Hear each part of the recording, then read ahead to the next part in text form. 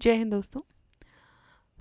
Economic development जो पहला part है हमारे इकोनॉमिक घटना चक्र का, उसका सेकंड चैप्टर के 50 क्वेश्चंस हमने कंप्लीट कर लिए थे। बाकी क्वेश्चंस हम इस वीडियो में कंप्लीट करेंगे। और देखिए, ये जो क्वेश्चन है इसमें ये जो चैप्टर है इसमें कुछ कन्फ्यूजन्स भी होते हैं, बिकॉज इकनॉमी सबका फेवरेट सब्जेक्ट में नहीं होता है ना। बहुत इंटरेस्ट डेवलप करना, उसमें सबका इंटरेस्ट डेवलप नहीं होता है। तो मेरा सजेशन ये है कि जहाँ समझ आपको नहीं आ रहा है, पहली बात तो थोड़ा ध्यान से पढ़िए। क्वेश्चन इतने टफ नहीं पूछे जाते हैं, बहुत इजी क्वेश्चन पूछे जाते हैं। बस हमें एक बार थोड़ा ध्यान से पढ़ने की ज़रूरत होती है, थोड़े अपने बेसिक्स को क्लियर करने की ज़रूरत होती है। उसके अलावा एक चीज़ और है कि फिर भी अगर आपको लग रहा है कि भाई मुझे अब नहीं समझ आ रहा है, तो अगर आप उसको मगअप कर सकते हो कुछ फैक्ट्स को, ठीक है। नहीं कर सकते हो, स्किप दैट क्वेश्चन। गलत नहीं करके आना है। मतलब अगर आप बिल्कुल भी श्योर नहीं हो तो रिस्क नहीं लेना है। कैलकुलेटेड रिस्क हमेशा ज़रूरी होती है, बट उसके अलावा बिना मतलब आपको लग रहा है कि नहीं समझ आ रहा है फिर भी you are going through that, नहीं, वो रिस्क नहीं लेनी है। ठीक है। So let's start with the question. In the year 2013-14 in India, per capita net national income at current price and factor cost. देखिए, ये 2013-14 का है, अभी आने के चांसेस कम है, आएगा तो अभी का आएगा। तो उस समय जो था वो था 79118, जो कि इसमें से कोई ऑप्शन नहीं बन रहा था।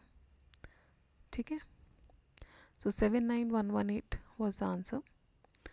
नन ऑफ दीज हो जाएगा। Next, in which year the growth rate of India's per capita income at constant prices was highest during the period 1951 to 2015-16। तो ये था 2007-8 में। ठीक है। इंडिया का जो पर कैपिटा इनकम था कांस्टेंट प्राइस पे, वो हाईएस्ट रहा किस समय पे?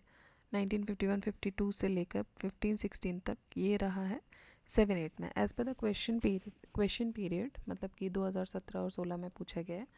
एंड 2004-5 सीरीज, ऑप्शन सी जो था वो करेक्ट आंसर था। As per economic survey of 2021, 1951-52 से लेके 2020-21 तक जो मैक्सिमम ग्रोथ रेट रही है पर कैपिटा इनकम की eight constant prices in India was recorded in the year 2007-8। इन उस साल में जो ग्रोथ रेट थी वो 8.6% थी, was recorded. After that maximum पर capita income growth rate at constant prices were obtained. अब देखिए, उस साल पूछा गया था, उसके हिसाब से तो ठीक है, 15-16 तक का डेटा मांगा था, लेकिन अभी हम बता रहे हैं 20-21 तक का, तो उसके हिसाब से 2010-11 में हाईएस्ट रही 8.3, फिर 2006-7 में 7.6 और 5-6 में 7.5। तो 2021-22 का जो 2021-22 का जो इकोनॉमिक सर्वे है, according to that the maximum growth rate of per capita income at constant prices वो रिकॉर्ड हुई है in the year 2021-22, 8.4% in first A, while among the given years it was maximum in the year 15-16। ठीक है। और second advance estimate जो हुआ था of annual national income 2021-22 constant और करंट प्राइसेस पर, उसमें अलग अलग रहा है। तो इतना रटने की ज़रूरत नहीं है। देखिए, एक्सप्लेनेशन तो देना पड़ता है because it is required, but वो उस पर्टिकुलर पीरियड के लिए ज़रूरी है। ठीक है। तो आप अभी का ध्यान रखिएगा। हम कोशिश करेंगे कि इकोनॉमिक सर्वे और बजट को डिस्कस कर पाएँ, तो उसमें ये सारी चीज़ें हम कवर कर लेंगे। ठीक है। Next, in the year 2010-11 at 2004-5 prices which of the following is the per capita income in India. अब ये भी क्वेश्चन देखिए 2013 में पूछा गया था, तो 35,993 के लिए बोल रहे हैं, तो 2010-11 की। ठीक है। हावर 20-21 के हिसाब से पर कैपिटा इनकम 2010-11 में 39,273, while as per the economic survey 2021-22 पर कैपिटा इनकम इन 2010-11 ये रही है 62,000, 62,170। Okay. Next, in which in the year 91-92 the per capita annual income was, तो उस समय 7500 रही थी। इसका एक्सप्लेनेशन अब हम नहीं पढ़ेंगे बिकॉज बहुत पुराना क्वेश्चन है ये। Then, in the context of Indian economy, consider the following statement: the growth rate of GDP has steadily increased in the last 5 years. The growth rate इन पर capita income has steadily increase in the last 5 years. ठीक है, तो ये बोल रहे हैं कि growth rate of GDP ये भी स्टेडीली इंक्रीज हुई है और ग्रोथ रेट ऑफ इन पर कैपिटा इनकम भी स्टडीली इंक्रीज हुआ है लास्ट 5 years में. तो इसमें से दोनों ही सही नहीं है, दोनों गलत हैं. During the 5 years before the question period the growth rate of GNI and per capita income at the base prices were as follows. तो स्टडीली नहीं हुआ है. देखिए 9.2 से 10.2 अब बढ़ा, लेकिन फिर नीचे गिर गया, फिर बढ़ा, तो ये बीच में नीचे गिर गया, तो स्टडीली नहीं हुआ. इसी तरह पर कैपिटा इनकम 7.6 8.6 दिन कम हो गई. ठीक है, फिर बढ़ी. तो in is manifest from the chart that neither the growth rate of GNI nor PCI has constantly increased during the 5 years before the question period, which also represents more or less the GDP growth pattern. 2021-22 के economic survey के हिसाब से the growth rates of gross national income GNI, gross value added at basic prices and per capita income in the last 5 years. तो अब इसका देख सकते हो आप लास्ट 5 years में कितना रहा है. GNI की बात करें तो देखिए ये भी स्टडीली नहीं बढ़ा है. 6.9 से 6.2 पहले तो कम हो गया, उसके बाद और कम हुआ 4.2, फिर माइनस में चला गया 7.2, फिर बढ़ के 9.4 हुआ. ये फर्स्ट एस्टिमेट की बात कर रहे हैं. देन GVA भी नहीं बढ़ा है और सिमिलरली PCI भी नहीं हुआ है. Alright, next. With reference to Indian economy consider the following statement. The rate of growth of real domestic product, the rate of growth of real domestic product has steadily increased in the last decade. तो ये बोल रहे हैं कि जो rate of growth है real domestic product का वो स्टडीली इंक्रीज हुआ है, तो ये गलत है. दूसरा, डिक्लाइन हुआ था ये, क्योंकि 2007-8 में आप देखिए, दोनों में ही, इसमें भी आप देखेंगे तो डिक्लाइन देखने को मिला है बिकॉज रिसेशन का पीरियड था. और gross domestic product at market prices in rupees has steadily increase in the last decade. ये सही है. सो अगर हम देखें यहाँ पर तो growth rate of real gross domestic product had declined due to recession in 2008 and other reasons for next few years. The statement 1 तो हो जाता है incorrect. There have been ups and downs in the growth rate of real GDP in the 2010-20 decade also. GDP at market prices has always increased year on year since last decade before the question period. Hence statement 2 जो है वो correct है. It is also true for the 2010-20 decade, but 2021 में GDP growth rate जो था वो negative हो गया था. क्यों? क्योंकि उस समय कोविड-19 का दौर था, पैंडमिक था. दस for the present scenario D answer जो होगा वो सही होगा. बट ये क्वेश्चन पूछा गया 15 में, तो उस समय के हिसाब से जो ग्रॉस डोमेस्टिक प्रोडक्ट था मार्केट प्राइसेस पे वो स्टडीली इंक्रीज किया था. Alright, next. The annual growth rate of Indian economy at 99-2000 prices during the 2005-6 has been estimated between. अब ये भी पुराना क्वेश्चन है, बहुत बार हालांकि पूछा गया है, बट ये बोल रहे हैं कि जो एनुअल ग्रोथ रेट है इंडियन इकोनॉमी का 99-2000 प्राइसेस का, वो कितना एस्टिमेट किया गया था. तो वो 8 to 9% किया गया था एनुअल ग्रोथ रेट.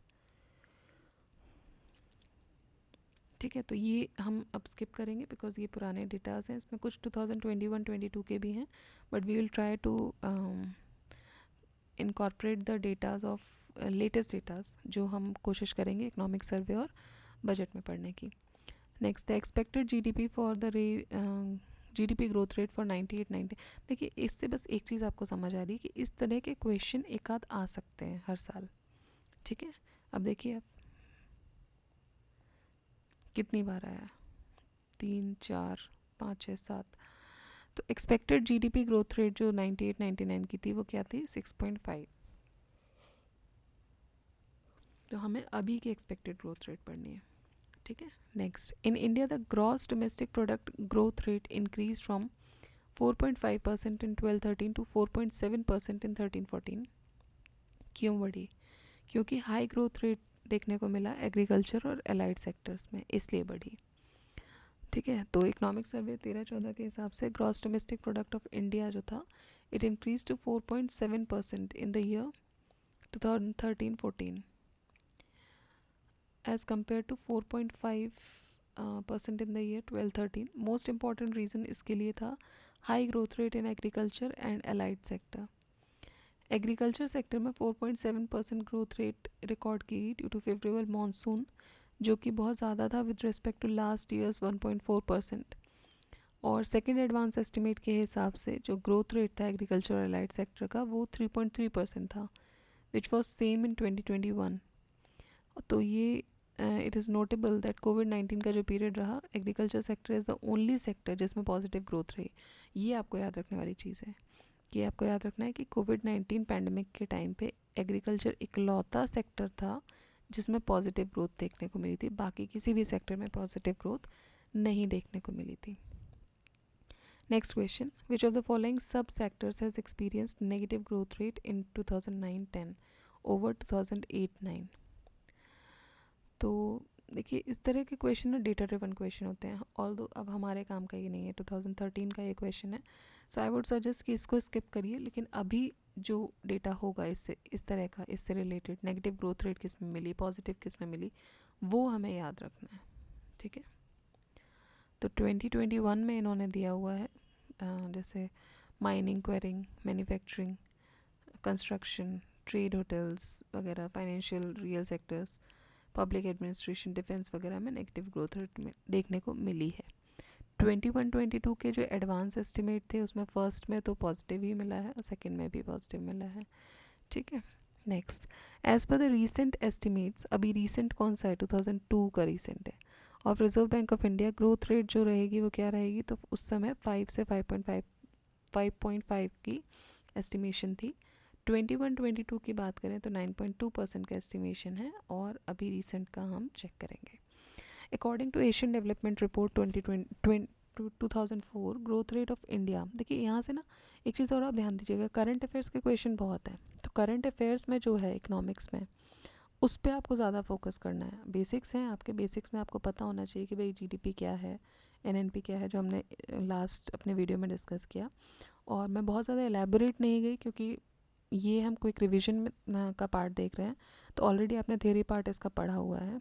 लेकिन अगर हम बात करें क्वेश्चंस की, तो हम देखेंगे ज़्यादातर क्वेश्चंस जो हैं वो करंट अफेयर्स बेस्ड हैं। करंट अफेयर्स का मतलब या तो वो बजट के क्वेश्चन है, सर्वे के क्वेश्चन है, या उस समय न्यूज़ में हाईलाइटेड चीज़ें हैं वो इसमें आ रही हैं, ठीक है। तो देखिए according to Asian Development Report 2004, growth rate जो थी इंडिया की 2005 में वो क्या रही होगी, तो उस समय आंसर था 6.9। हम अभी की बात करें तो 7.5% फॉर द ईयर 2022 का ये रहा है। We'll see the latest one. The Indian economy has experience recession in the fiscal year 97-98, ये स्टेटमेंट वन है। तो भाई बोल रहे हैं कि इंडियन इकोनॉमी जो था उसने रिसेशन देखा 97-98 में, तो ये सही है। There has been a fall in the public investment in the recent past, तो फॉल भी देखने को मिला, बट ये इसका रीज़न नहीं है, ठीक है। There has been a fall in the public investment in the recent past, ये भी सही है, but this is not the reason for the recession. तो जो ग्रोथ रेट रही इंडियन इकोनॉमी की वो 4.3 थी, जो कि ग्रोथ रेट जो कि बहुत कम थी 96-97 से।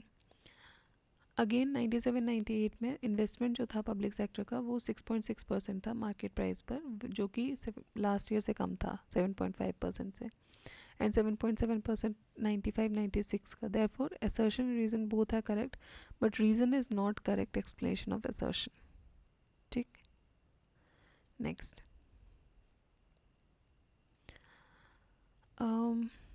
असर्शन रीजन अगेन, फिर 97 का क्वेश्चन है, Indian economy has move to higher average GDP growth rate in the last 15 years. Reason ये है कि the saving ratio has consistently increase in this period. तो इंडियन इकोनॉमी जो है वो उस समय की बात कर रहे हैं, they has moved to higher average GDP growth rate. दोनों ही स्टेटमेंट सही है और ये इसका सही एक्सप्लेनेशन भी है, ठीक है। नेक्स्ट, ये हम छोड़ते हैं, पुराने डेटाज हैं, we will not be reading this. Arrange the following states in descending order of per capita income for the year 98-99 and select the correct answer from the codes given below. तो ये भी 2001 का question है, तो इन्होंने DAC भी बोला है। Punjab, Maharashtra, UP, Gujarat. Descending order में लगाया है पर कैपिटा इनकम, तो पंजाब की सबसे ज़्यादा है, देन महाराष्ट्र की, देन गुजरात की, देन यूपी की। ओके ये पुराना डेटा है, हम 98-99 की बात कर रहे हैं, इसमें थोड़ा चेंज था। Next, consider the following states, Gujarat, Karnataka, Maharashtra, Tamil Nadu. तो ये डिसेंडिंग ऑर्डर पूछ रहा है of the states with reference to the per capita income. ये भी देखिए पुराना क्वेश्चन है, ये भी हमारे अभी काम का नहीं है, इसको हम छोड़ सकते हैं। The latest per capita income, अभी लेटेस्ट 2017 का क्वेश्चन है, at current prices is lowest for Indian states of. ठीक है, तो लेटेस्ट पर कैपिटा इनकम के डेटा के हिसाब से जो sorry the latest per capita income at current price जो है is lowest for the Indian state, तो किसके लिए सबसे कम है, तो ये बिहार के लिए सबसे कम है। Okay, which states has maximum पर कैपिटा इनकम, देखिए ये भी पुराना क्वेश्चन है, उस समय बिहार में थी मिनिमम, सॉरी बिहार में मैक्सिमम नहीं हो सकती, minimum. Which of the following states, maximum नहीं हो सकते का मतलब ये डेटा अभी तक मैक्सिमम का नहीं रहा है। ठीक है, और इकोनॉमिक रीजंस बहुत सारे हैं उसके। Then which of the following states has highest per capita income at present, highest per capita income, ये क्वेश्चन है 94 का, तो गोवा हो जाएगा। ऑल्दो ये क्वेश्चन अभी ज़रूरी नहीं है। According to the data release by government of India in March 2011, कौन सी स्टेट या यूनियन टेरिटरी ने highest per capita income record किया था, तो ये हुआ था गोवा का। देखिए अब ये क्वेश्चन हम जहाँ तक होगा व्हील्स के बहुत पुराने क्वेश्चन है, करंट अफेयर्स के क्वेश्चन है, करंट अफेयर्स बेस्ड क्वेश्चन है। थ्योरेटिकल पार्ट जहाँ भी आएगा हम उसका एलेबरेटली हम देखेंगे। बाकी ये वाले गाने सुन के आप सॉरी इसमें मतलब मैं आपको बोलना चाह रही हूँ कि इस पर्टिकुलर ये जो हमारा चैप्टर चल रहा है इसमें आप क्या कर सकते हैं कि इनको स्किप कर सकते हैं। ठीक है, ऑलराइट। तो विच of the following states has highest per capita average income, ये भी पुराना क्वेश्चन है, हम इसको स्किप करेंगे, उससे में आंसर हरियाणा था। विच of the following states has highest growth in the gross domestic product in 2010-11, ये था बिहार में। Highest growth in gross domestic product 2009 का क्वेश्चन है। Economic growth in India has generally remained stagnant for the last 10 years, 10 years की बात करें कब का क्वेश्चन है, 2001 का क्वेश्चन है ये। दूसरा रीज़न ये है फूड ग्रेन प्रोडक्शन जो है it has not increased for last several years, तो इसलिए कम रहा है। इसमें आंसर इसका स्टार दिया है, एक बार हम एक्सप्लेनेशन भी देख लेते हैं। जो फर्स्ट हाफ था ऑफ द डिकेड ऑफ 1990 मतलब कि 96-97 तक इंडियन इकोनॉमी में एक इफेक्टिव ग्रोथ देखने को मिली, where is in the following years of that decade growth rate जो थी इकोनॉमी की it fell down a bit. Similarly food production जो था which was at 176.4 million tons in the year 1991 increase to 212 million tons, ये भी बढ़ गया था। तो अब असर्शन रीज़न दोनों ही इनकरेक्ट हो जाते हैं। In the context of the past 2 decades 2000 से लेके 2010 एंड 10 से 20 तक assertion and reasoning both are also incorrect. अगर इस टर्म्स में भी देखेंगे तो भी इनकरेक्ट है, बिकॉज ग्रोथ रेट जो है जीडीपी की has been fluctuating, whereas food grain production जो था वो कंटिन्यूसली बढ़ा था, सिर्फ 14-15 को छोड़ के। अगेन असर्शन रीजनिंग का क्वेश्चन है, 96 का क्वेश्चन है। आई थिंक सिर्फ एक बार देख के इसको छोड़ देना चाहिए। दो India's national income has gone up several fold since 1947, there has been no marked improvement in the per capita income level. Then reason ये बोल रहे हैं कि sizable जो proportion है population का वो अभी भी poverty line के नीचे है। देखो ये तो सही है बट ये गलत है, no marked improvement in per capita income level ऐसा नहीं है। नेक्स्ट, इंडिया में in India the rural incomes are generally lower than the urban incomes, क्या रीज़न हो सकता है इसका? Large number of farmers are illiterate and know little about scientific agriculture, prices of primary products are lower than those of manufactured products, and investment in agriculture has been low when compare to investment in industry. ठीक है, तो इसमें से आपको सही चुनना है, तीनों ही सही हैं, तीनों ही वजह हैं जिसकी वजह से रूरल एरियाज़ में जो इनकम है वो कम है। With reference to capital formation कौन सा स्टेटमेंट सही है? Process of capital formation depends on savings and effectiveness of financial institutions, बिल्कुल सही बात है। दूसरा है इन्वेस्टमेंट एसेंशियल होता है, एसेंशियल फैक्टर है कैपिटल फॉर्मेशन का, ये भी सही बात है। The main reason for the low growth rate in India, in spite of having high rate of savings and capital formation, is क्या है ये? हाई कैपिटल आउटपुट रेशियो है जो मेन रीज़न है लो ग्रोथ रेट का India में। In spite of high rate of saving and capital formation is high capital output ratio. तो capital required for 1 unit of production, ठीक है, एक unit of production के लिए जो कैपिटल रिक्वायर्ड होती है, जो पैसा रिक्वायर्ड होता है, उसको बोलते हैं capital output ratio. The lower the capital output ratio higher the productivity of capital, ठीक है, जितना कैपिटल आउटपुट रेशियो कम रहेगा उतनी ही जो आपका प्रोडक्टिविटी है, higher the productivity of capital and economic growth rate of the country, तो उतना मतलब अगर आपका कैपिटल आउटपुट रेशियो कम है तो आपकी प्रोडक्टिविटी ज़्यादा होगी। The under developed and developing economies के पास हाई कैपिटल आउटपुट रेशियो होता है, ठीक है, एंड दैट इज़ वाई उनकी जो इकोनॉमिक ग्रोथ रेट होती है वो लो होती है। One of the most important reason for India not attaining the expected growth rate is it's high capital output ratio. Despite being a high saving economy, capital formation may not result in significant increase in output due to high capital output ratio. Again same question देखिए 1995 में ये question पूछा गया था और 2018 में similar question पूछा गया है, सेम, क्योंकि लैंग्वेज सेम नहीं है बट उसका क्रक्स वही है, ठीक है। तो कैपिटल आउटपुट रेशियो जो होता है it is the amount of capital जो कि ज़रूरत होती है to produce 1 unit of output. It explains the relationship between the level of investment and the corresponding economic growth. अगर COR high है despite high savings and generating enough capital for each investment, output may not grow significantly. It can be represented as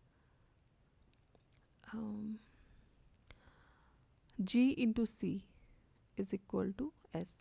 जी यहाँ पे क्या हो जाएगा? Economic growth हो जाएगा, C capital output ratio and S is the saving. तो ये clear हो जाता है that despite being a high saving economy, capital formation जो है उससे it may not result in significant increase in output due to high COR. High COR may be result of poor technology and poor management.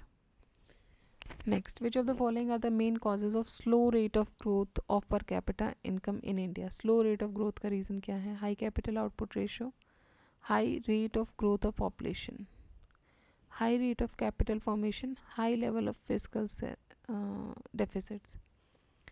ठीक है, तो ये दोनों सही हो जाएंगे। High rate of capital formation नहीं है and high level of fiscal deficit भी नहीं है, ठीक है। तो दो प्रोमिनेंट रीजंस होते हैं स्लो ग्रोथ के, पर high capital output ratio and high rate of population growth. Next, consider the following statement about the reasons behind the low level of per capita income in Uttar Pradesh. अभी उत्तर प्रदेश की specifically इन्होंने पूछ लिया है, तो फास्ट ग्रोइंग पॉपुलेशन सही है, lack of entrepreneurship ये भी सही है, और inadequate infrastructure facilities, then modernisation of agriculture. तो इनएडिक्वेट इंफ्रास्ट्रक्चर फैसिलिटीज़ हैं, ये सही है। मॉडर्नाइज ऑफ एग्रीकल्चर नहीं होगा, अगर मॉडर्नाइज ही है तो फिर दिक्कत नहीं आएगी, बट अभी हम सब्सिस्टेंस पे ही चल रहे हैं, ठीक है। Next, economic growth in country X will necessarily have to occur if there is a capital formation in x.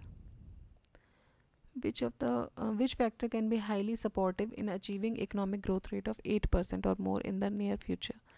तो ये है implementation of all stalled productive projects. तो ये बोल रहे हैं कि अगर जितने भी रुके हुए प्रोजेक्ट्स थे अगर उनको इम्प्लीमेंट कर दिया जाए तो ये बढ़ेगा। How which of the following is not the characteristic of Indian economy? Low productivity of labour है, लो पर कैपिटल इनकम है, then low rate of capital formation भी है, लैक ऑफ नेचुरल रिसोर्सेज ये नहीं है। लैक ऑफ नेचुरल रिसोर्सेज जो हैं वो इंडियन इकोनॉमी के कैरेक्टरिस्टिक नहीं है, ठीक है। Which of the following reasons are mainly responsible for slow growth of real per capita income in India? Rapid increase in population, then high increase in prices, slow growth in agriculture and industrial sector, unavailability of foreign exchange. ठीक है, तो इसमें से कौन से reasons हैं जो mainly responsible है स्लो ग्रोथ के लिए? तो ये सारे ही हैं. Okay, now in the 2001-2010 decade, the highest rate of gross domestic savings was achieved in the year. Highest rate of gross domestic savings achieve हुआ था 2007-8 में.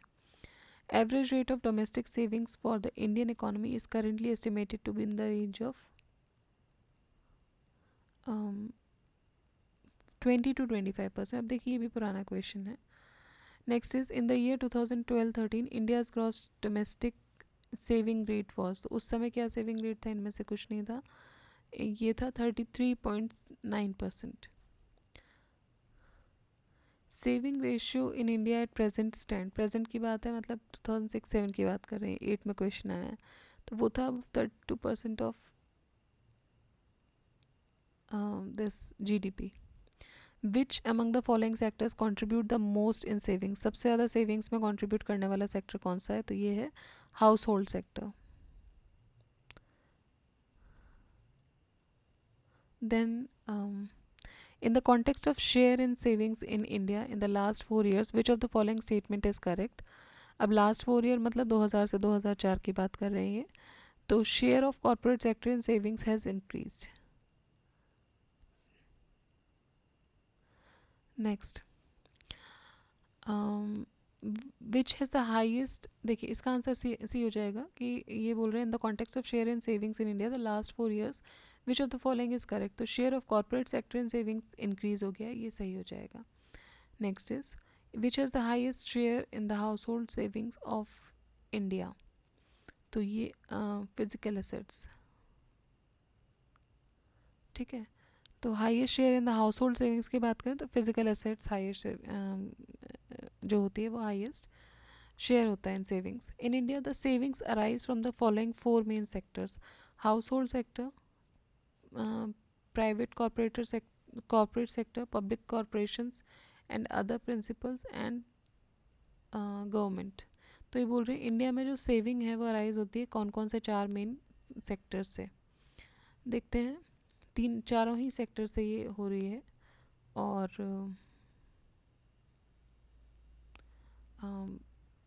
बेसिकली हाँ, इनमें अगर हम देखें तो चारों ही इसमें रिस्पॉन्सिबल हैं. ठीक है, चारों ही इम्पोर्टेंट सेक्टर्स हैं. और ये क्वेश्चन 98 का क्वेश्चन है. तो इसी के साथ हमारा ये वाला चैप्टर ख़त्म होता है. Although I understand this was a boring chapter. मेरे लिए पर्टिकुलरली अगर मैं बात करूँ तो हाँ है, बिकॉज़ मुझे इकोनॉमी में बहुत ज़्यादा इंटरेस्ट नहीं है. इकोनॉमी पढ़ना है, बेसिक्स क्लियर हैं, एग्ज़ाम में क्वेश्चन भी अच्छे हो जाते हैं, लेकिन बहुत इंटरेस्ट नहीं है उसमें अंदर से. तो ये कहीं कहीं लेम भी हो गया था बीच में. बट कोशिश करेंगे नेक्स्ट को हम थोड़ा सा लाइवली बनाएंगे. ये शायद इसमें तो मुझे बाद में फ़ील हो रहा है कि उतना लाइवली है नहीं है. बट नेक्स्ट वीडियो में जो भी आएगा वो हमारा सस्टेनेबल इकोनॉमिक डेवलपमेंट आएगा. यहाँ पे क्वेश्चन भी थोड़ी ठीक होंगे. देखिए यहाँ अराउंड 92 क्वेश्चन हमने भी पढ़े, उसमें से 80 या 85% जो क्वेश्चन थे वो करंट अफेयर्स बेस्ड थे. ठीक है,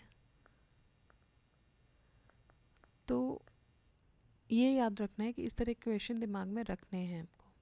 ठीक है, सो टिल देन आप लोग पढ़ते रहिए, रिवाइज करते रहिए. जय हिंद, जय भारत.